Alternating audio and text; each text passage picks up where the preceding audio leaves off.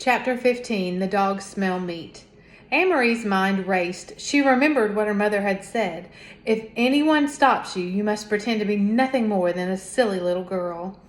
She stared at the soldiers. She remembered how she had stared at the others, frightened when they had stopped her on the street.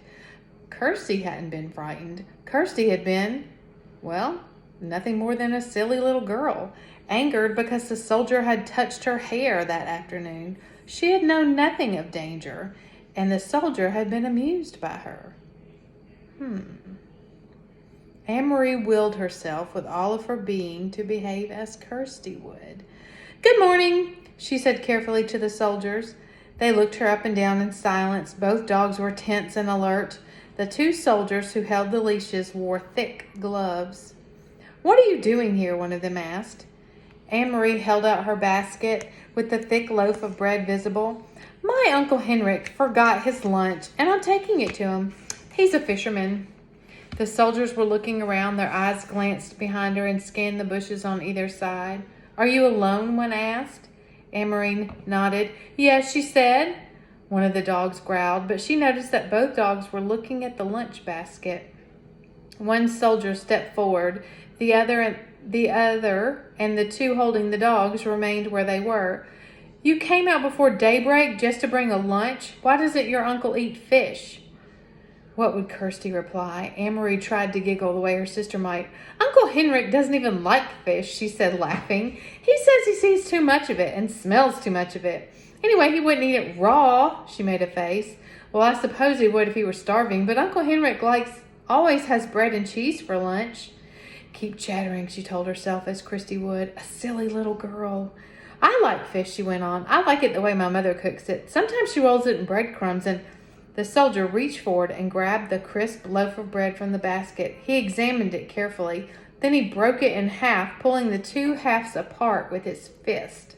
Meanie. That would enrage Kirsty, she knew. "Don't," she said angrily. "That's Uncle Henrik's bread. My mother baked it." The soldier ignored her. He tossed the two halves of the loaf to the ground, one half in front of each dog. They consumed it. They ate it, each snapping at the bread and gulping it so that it was gone in an instant. "Have you seen anyone in the woods?" The soldier barked at the question at her. "No, only you." Anne-Marie stared at him. "What are you doing in the woods anyway? You're making me late. Uncle Henrik's boat will leave before I get there with his lunch, or what's left of his lunch." The soldier picked up the wedge of cheese. He turned it over in his hand. He turned to the three behind him and asked them something in their own language.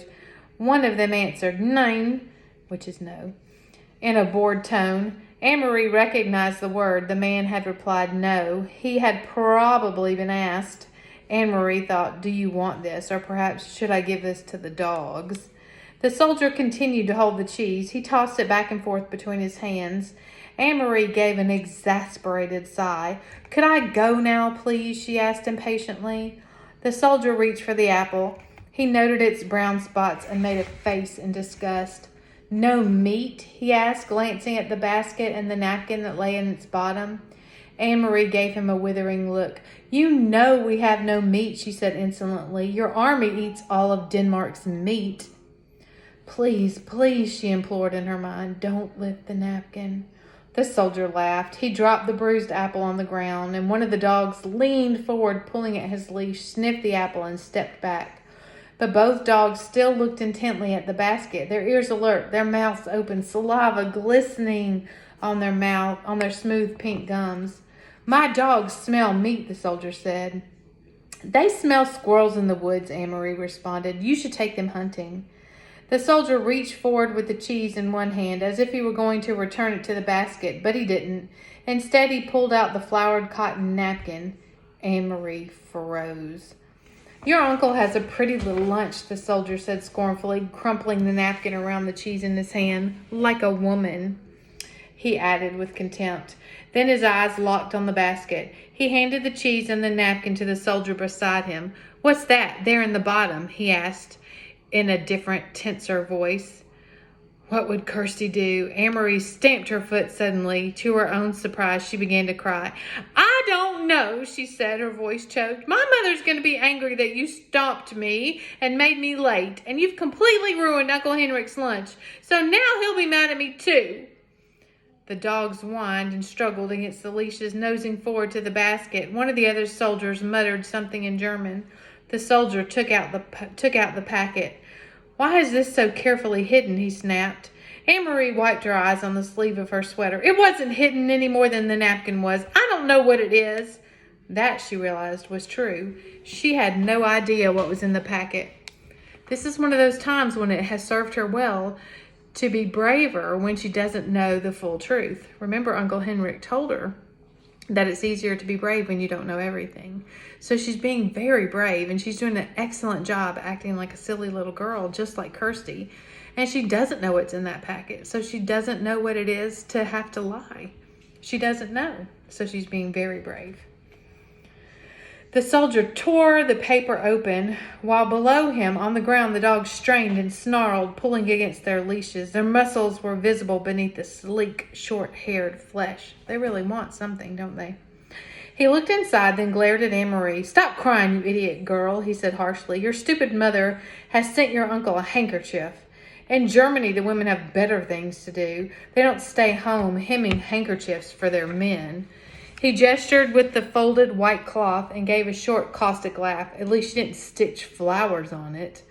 He flung it to the ground, still half wrapped in the paper beside the apple. The dog lunged, sniffed at it eagerly, and then subsided, disappointed again. So they smelled it and then kind of were like, whatever. Go on, the soldier said. He dropped the cheese and the napkin back into her basket. Go on to your uncle and tell him the German dogs enjoyed his bread. All of the soldiers pushed past her. One of them laughed, and they spoke to each other in their own language. In a moment, they had disappeared down the path in the direction from which Anne-Marie had just come. Quickly, she picked up the apple and the opened packet with the white handkerchief inside. She put them back into the basket and ran around the bend toward the harbor, where the morning sky was now bright with the early sun, and some of the boat engines were starting their strident din. The Ingeborg was still there, by the dock, and Uncle Henrik was there, his light hair wind-blown and bright as he knelt by the nets. Anne-Marie called to him, and he came to the side, his face worried when he recognized her on the dock. She handed the basket across. Mama sent your lunch, she said, her voice quavering, but soldiers stopped me, and they took your bread. She didn't dare tell him more.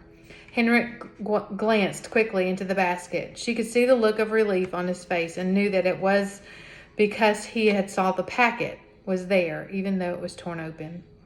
Thank you, he said, and the relief was evident in his voice. Anne-Marie looked quickly around the familiar small boat. She could see down the passageway into the empty cabin. There was no sign of the Rosens or the others. Uncle Henrik followed her eyes and puzzled look, so she's looking to see if she can see them down in the boat. All is well, he said softly. Don't worry, everything is all right. I wasn't sure, he said, but now... He eyed the basket in his hands. Because of you, Anne-Marie, everything is all right. You run home now and tell your mama not to worry. I will see you this evening. He grinned at her suddenly. They took my bread, he said.